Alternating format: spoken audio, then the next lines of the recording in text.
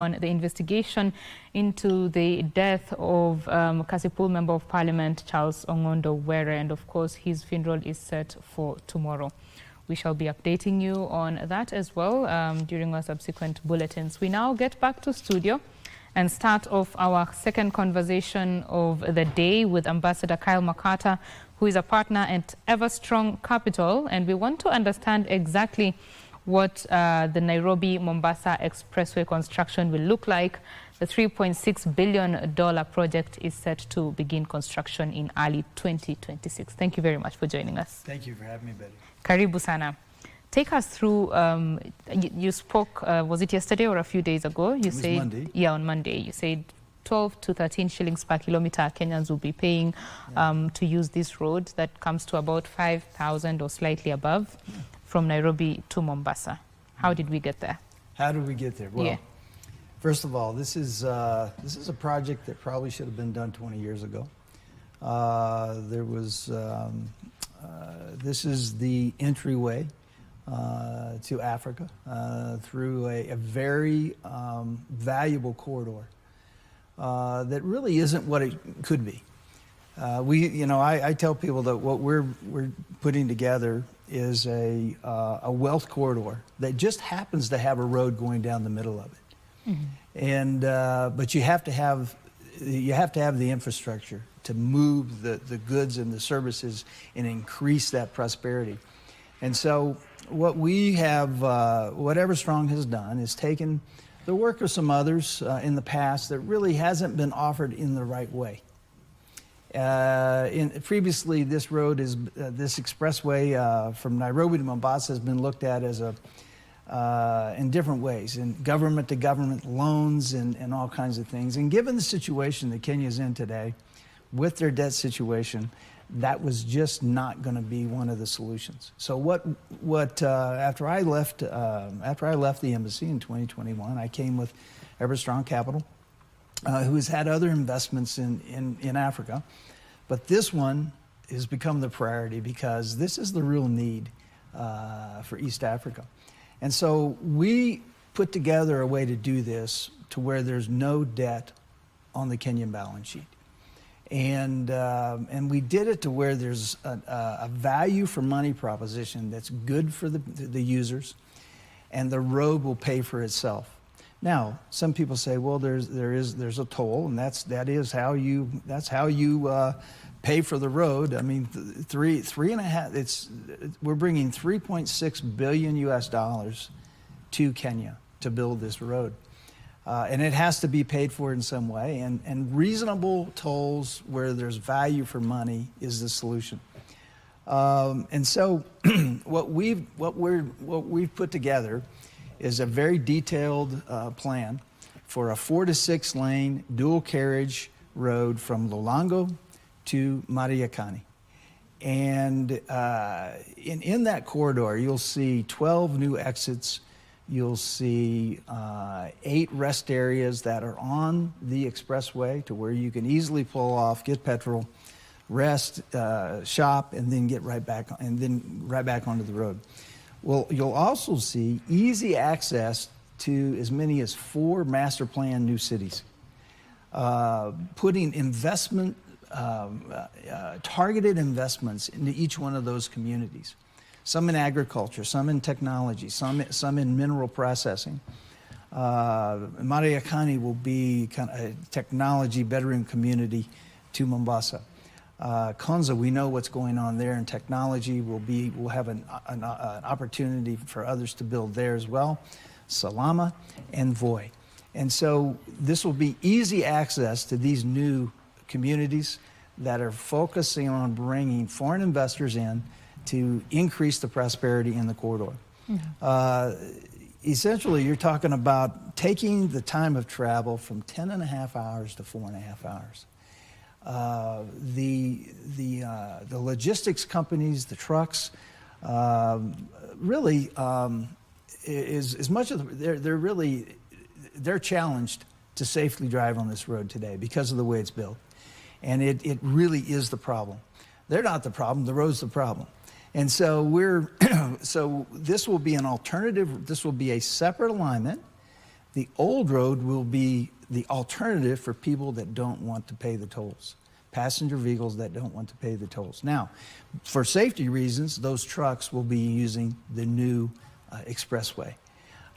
It's a great value proposition for them. They save in fuel, they save in maintenance. They're able to deliver their products even have 2 times as many trips from Nairobi to Mombasa and back, and it's a real game changer for them. Right. In fact, everyone we talk to, that's the one thing that comes up. This is a game changer. As you speak, I'm hearing that your target markets are the truckers. Well, are they your target market? No, I think anyone that wants to safely get from Nairobi to Mombasa and back is our target market. But it will be a restricted expressway, just as the current expressway is restricted. Now, we're very thankful for this expressway in Nairobi, because this is a case study that the Kenyan people understand the value in paying a toll. Whether it's fuel savings, whether it's time savings, whether it's safety, that expressway has proven that this is a good concept for Kenya. So, no, we're targeting anyone that wants to go from Nairobi to Mombasa. Right. When you do the math, 5,000 shillings is toll fees. You've not done your fuel, and you're saying 4.5 hours. Mm-hmm. That could easily get to around 20,000 shillings. There are low-cost carriers that give a Nairobi to Mombasa trip one way of about 4,000, 5,000, if you plan your trip in good time. So how will you appeal to this person who is thinking like that? Well, no, we think the value's there. I mean, in the fuel savings, whether that's fuel savings is 2,000, 3,000, for a V8 could be even 4,000. That's the balance of that 5,000 is a decision as to safety. It's a decision as to time. I mean, think about it. On a Friday, you can decide at noon that you want to spend a weekend in Mombasa, or vice versa. Mombasa, you can spend a weekend in Nairobi. You can decide that at noon and be there before dark. You can spend Friday night, Saturday night, Sunday, and at noon, come back before dark without, right now, if you take this trip today, you need another, once you come back, you need a holiday.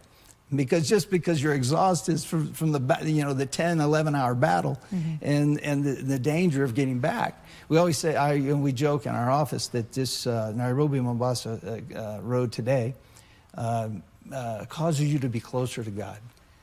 because you're thankful when you get back alive. Well, that is true. I mean, every time you're driving down to Mombasa, it's very high adrenaline, no matter how good a driver you are or how responsible you are. Yes. It's like the design and the usage of the road just doesn't work.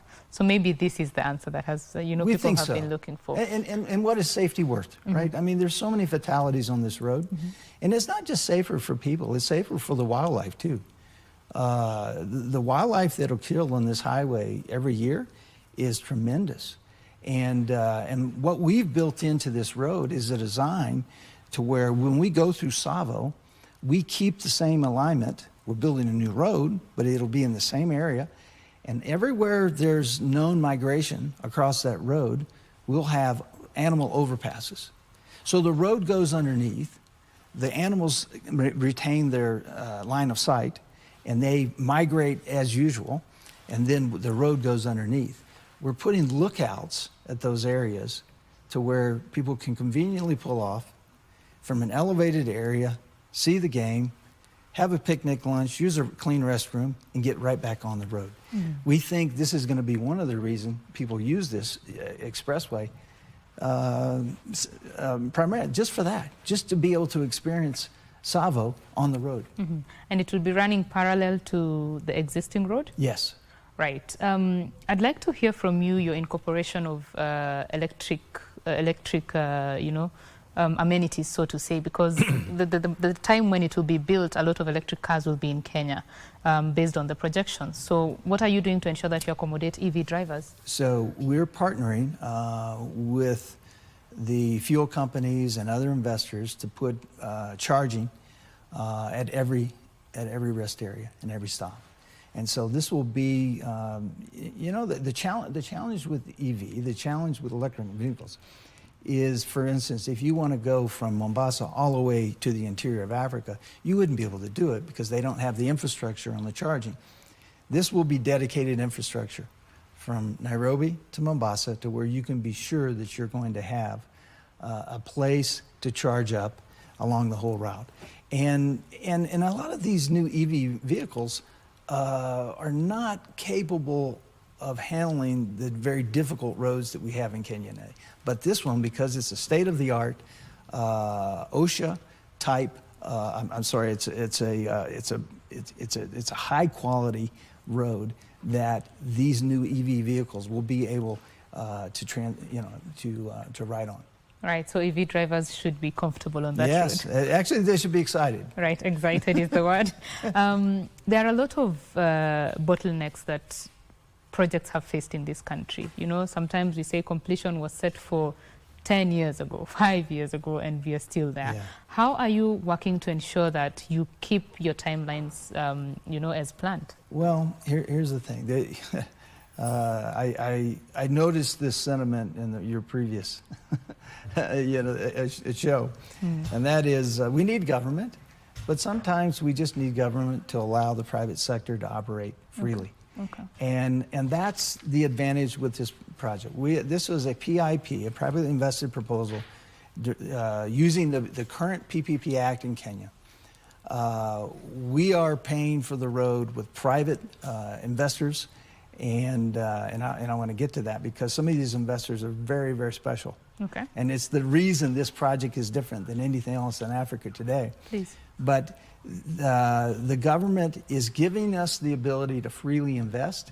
And with a 30-year concession, we get our money back. And at the end of 30 years, this road is turned over to Kenya. It's their road. Now, who invests in this road? There will be many American investors. From the Development Finance Corporation of the United States, the Import-Export Bank of the United States, that's about $1 billion. Everstrong, we're the equity stakeholders in this for another $1 billion. But there's another $1 billion in debt coming from the Kenya pension funds. County Pension Fund has been given a mandate to put together an infrastructure bond so that all of the local banks, all of the pension funds, all of the insurance companies can invest in this project. You say, well, why is that? It is unique, but why is it important? Because Kenya has skin in the game. Kenya has an investment in this. It's theirs. And I always tell people this road will be invested in, built by, and owned by Kenyans. And we think that's the best strategy for Africa as a whole. We think every project should be like this. It shouldn't be just foreigners coming in and deciding what their profit margin is or imposing high debt on the host country. That's the opposite way it should take place. We think this is the best way. We think it's respectful, we think it's affordable, and we think it gives Kenya the ability to become self-reliant and take care of themselves. We have spoken to engineers in Kenya, and they have over time complained that a lot of these infrastructure projects, they are not involved, or their involvement is very minimal, and they are done by foreigners. Yes. So I would like to hear from you exactly what you're doing to ensure that the jobs that are given to Kenyans are not just, the menial jobs, so to say. It's the money-making jobs. This is another feature of this investment. I doubt there will be too many civil engineers left in this country that are not involved in this project. Okay. I mean, you're talking about 5 different sections of road of 459 kilometers. You'll see some of our contractors that come in with some of their senior, more experienced toll road managing, developers. They'll all have some of their expats, but that'll be very few. This road is going to be built by Kenyans. So I doubt you're going to have too many engineers left in the country that are not working in some fashion on this road because the investment's so big. And even Everstrong Capital, our core group is Kenyans. I mean, my partner, Phil Dyke, who is the managing and founding partner of Everstrong, we find our most dependable, our most talented and effective people that come right here from Kenya. And we don't have to go looking elsewhere. Right. Home. This is where it's going to happen. Yes. Yeah. Right. That is very important. And thank you very much. I'd like to give you a minute or so to give us your closing remarks and how the Sure. future looks in terms of this road that we're expecting. Yeah. Well, thank you. Thank you for allowing me to come on and talk about it. We're excited because we believe that usahihi, meaning done correctly, is different. We believe this is the new way. We think not just the new way for the Nairobi Mombasa Expressway, but the new way for infrastructure in Africa for the future. It has tremendous buy-in and ownership and involvement from the host nation, and we believe this is the way it should be. And we believe that too, if we demonstrate on this large scale how you do something right, without the traditional ways of doing business, if we do this on this large scale and we do it right, we will show that it's the best thing we can do to deal with corruption in this country. Just do it right, because there will be enough prosperity for everyone, and in that prosperity, we'll see that this is the new way and the way to do it in the future. Interesting. You've mentioned corruption, and I'm like, that is a C word, and I apologize for the C word, but Right. it's the reality that this is the way to do it correctly, and we can succeed in this way, and we can all prosper in this way. Right. We shall be there to see how this goes. Thank you very much, Ambassador. That is Ambassador Kyle Makata. He is a partner at Everstrong Capital, the firm that is going to be constructing the Nairobi-Mombasa Expressway, which shall be starting construction early 2026. And of course, we shall be keeping tabs on the progress of that particular infrastructure project.